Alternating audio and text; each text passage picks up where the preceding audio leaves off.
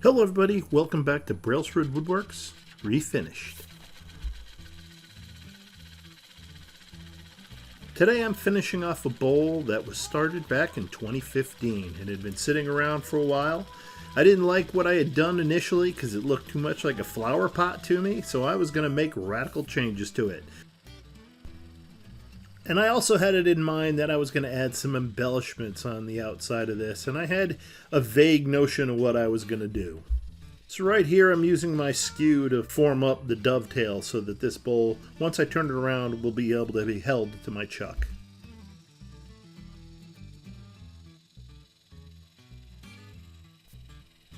Now I got my Ellsworth 5/8 bowl gouge and I'm forming the outside.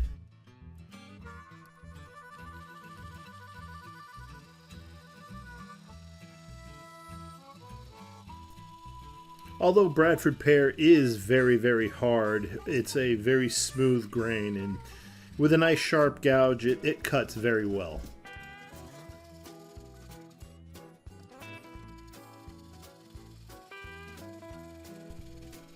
I am going to have kind of a stepped appearance. I'm going to leave that to it, but I'm going to round off the steps somewhat.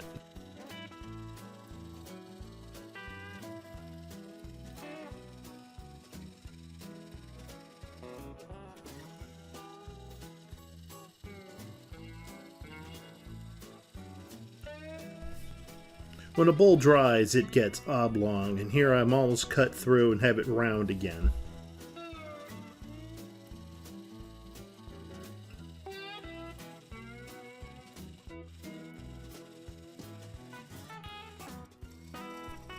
So I have it turned around and secured in the chuck, and I am now straightening out that last area that was held on by the bumpers on the coal jaws.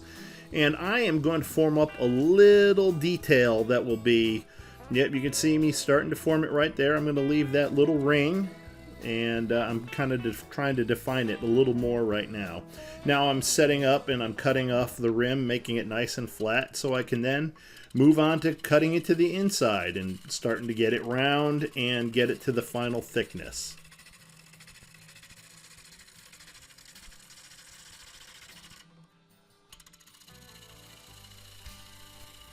You can tell I keep my gouges nice and sharp because you can see the nice peels I'm getting off this wood despite the fact that it is bone dry.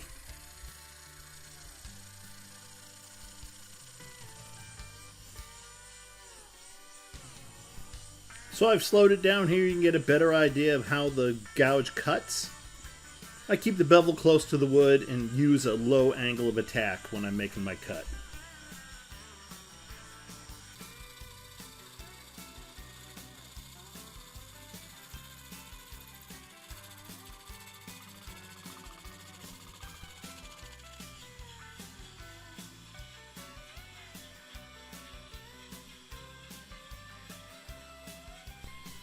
So I want to point out once again how well my gouge is cutting, and I want this to be, a good example for those of you who are new at this, and tell you that sharpening is something that has to happen several times in a single piece, not like once a day or once a week, God forbid.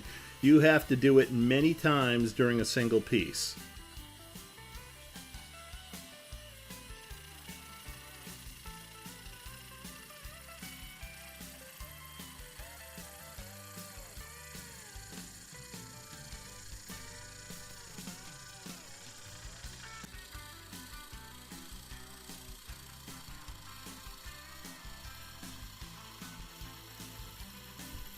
So I'm working the inside of the bowl and hollowing it to what I want as my final thickness, and in this case it'll be about a ½ inch.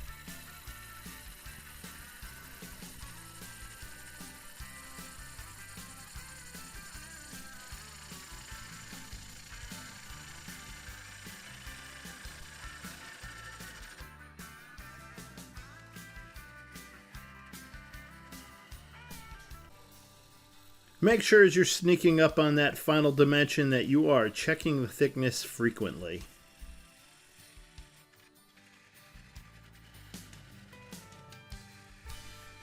The depth of this bowl really lends itself that if you have a bottom bowl gouge, that it is the one to use. I didn't have one when I made this bowl but I do now, and I try to use it as frequently as I can.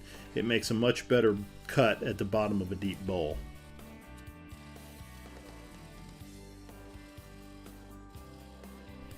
So here I'm rounding off the top of the rim. I'm rounding it off on the outside as well as the inside.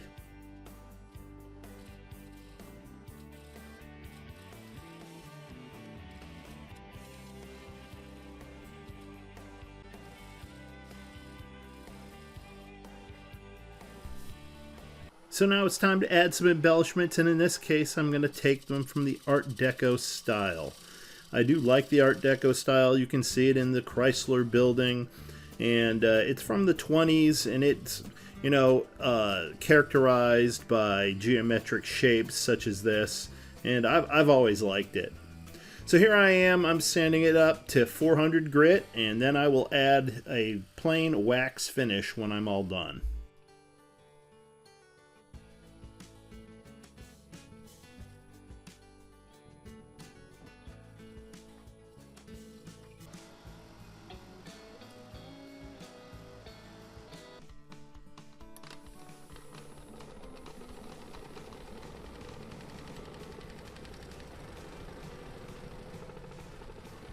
So Bradford pear, once again, once you have it sanded up, it really, really finishes off like glass. I think it's beautiful. I think the design that I have really does accentuate the Art Deco style. I do like it, and I'm very happy with the end results on this bowl. All right, that's it for today. Please join me back again on Brailsford Woodworks Refinished.